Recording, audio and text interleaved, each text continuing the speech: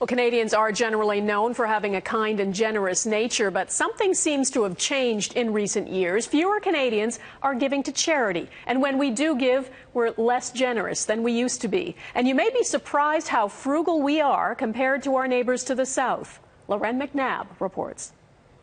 When a burst water pipe destroyed a week's worth of food at one of Winnipeg's largest shelters, Manitobans responded by Friday with a truck full of food. On Saturday, with 200 pairs of mitts collected by a 4-year-old girl. I wanted to fill up candy and mitts.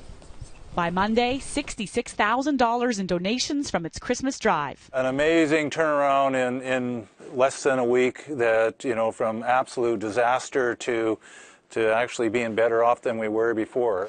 An overwhelming response. And those that have should be giving to those who have not. But not surprising in friendly, giving Manitoba, where for the 15th year in a row, a study by the Fraser Institute has put it on top of the list of Canadians who give the most. Almost 26% claiming charitable donations on their tax returns for 2011, compared to 24% in Ontario and just 20% in New Brunswick.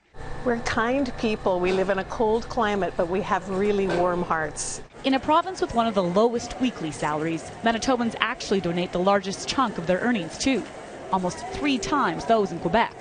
But that's nothing compared to our southern neighbors. In fact, Americans are donating at double the rate that Canadians are. A gap that's widening as Canadians continue to give less overall, even in Manitoba. We've seen charitable giving on the decline in the last 5 or 6 years in Canada. Household debt is at record highs across the country, but the study shows the decline started before the recession did. What it didn't examine is those who also donate their time. You give and you see the smiles on people's faces, but also in return, there's some self-gratification there too that you've made a bit of a difference.